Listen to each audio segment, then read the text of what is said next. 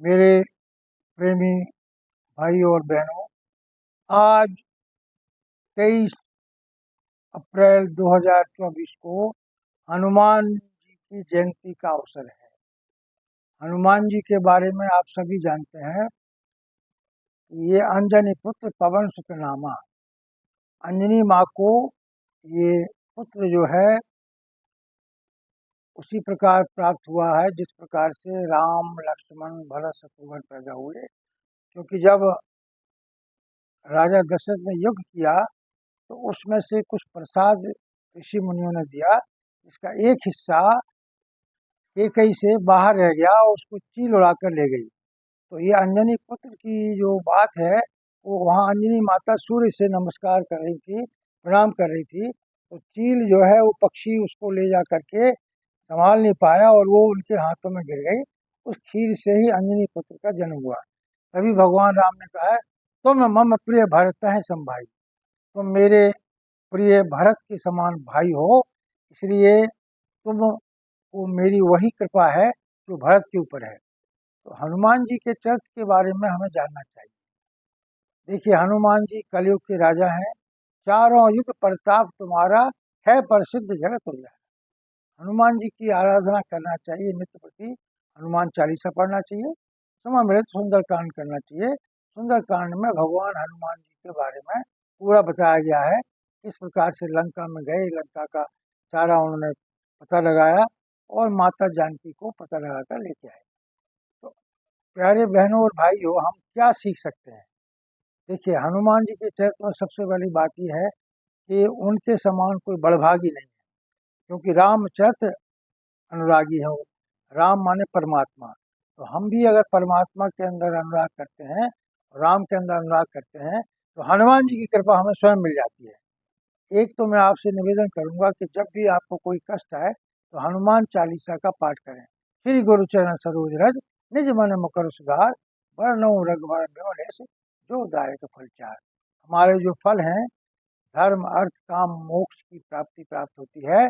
और जैसे पहली चौपाई का मैं अर्थ बताऊं, श्री गुरु चरण सरोज रज, निज मन मुकुर सुधार।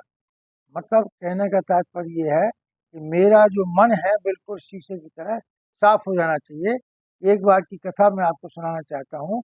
एक राजा ने कहा पेंटिंग बनाई, और उसने कहा जो इसी तरह की पेंटिंग बनाएगा मैं उसको आधा राज दे दूंगा, और नहीं तो मैं उसका सिर कलम कर दूंगा। ऐसे में बहुत सारे लोग इस चीज़ में हार गए। तो आखिर में एक कोई बहुत अच्छा पेंटर आया और बहुत कारीगर आया। उसने कहा कि महाराज, मुझे 1 महीने का आप समय दीजिए, मैं इसकी पेंटिंग बना दूंगा। राजा आश्चर्यचकित हो गया, कभी किसी ने इतना समय मांगा नहीं। लेकिन 1 महीने के बाद जो है उसने वो पेंटिंग हूबहू बना दी। कैसे बनाई? जब वो 1 महीने तक जो है, जो उसने कहा एक पर्दा लगा दिया जाए, मैं छिपा के पेंटिंग को बनाऊंगा। जिस दिन वो पर्दा उतारा गया तो पेंटिंग हूबहू वहाँ दिख गई। तो राजा आश्चर्यचकित हो गया। उसने कहा, भाई तुम राधे राज के भागी हो? तो उसने कहा, मैंने पेंटिंग नहीं बनाई। तो बोले, क्या हुआ? बोले, जो सामने दीवार थी मैंने शीशे की तरह चमका दी और उसकी चमक की वजह से पेंटिंग दिख रही है। तो हमारा भी मन इसी तरह से मलिन नहीं होना चाहिए, साफ सुथरा होना चाहिए। तो हनुमान जी के हृदय में राम जी विराजमान है, आपके हृदय में भी है, ये जानना चाहिए। और सबसे मैं अनुरोध करूंगा कि आप लोग जो है इसको, मन को बिल्कुल साफ सुथरा रखिए। जैसे हनुमान जी का मन साफ है, उनके अंदर परमात्मा बैठे हुए हैं। तो आपसे मैं अनुरोध करूंगा कि नित्य प्रति हनुमान जी की सेवा करिए। और जो भी आपके काम बिगड़े हुए हों, बालाजी बालाजी कई जगह हैं, हनुमान जी कई जगह हैं, लेकिन एक बागेश्वर धाम के नाम के बाबा हैं, जिनका एक 320 वर्ष पुरानी मूर्ति है, जिसमें उनके दादा गुरु ने, धीम कृष्ण महाराज ने, तीन एक सौ 125 लाख, 1.25 करोड़ हनुमान चालीसा का पाठ किया। और उस पाठ के आधार पर वो स्थान ऐसा सिद्ध हो गया है कि वहाँ जो लोग मनोकामना लेके जाते हैं वो रोते रोते जाते हैं और हंसते हुए आते हैं। तो मैं आप सभी से आज इस हनुमान जयंती पर अनुरोध करूंगा कि हनुमान जी के उत्सव को पूरी अच्छी तरह मनाएं।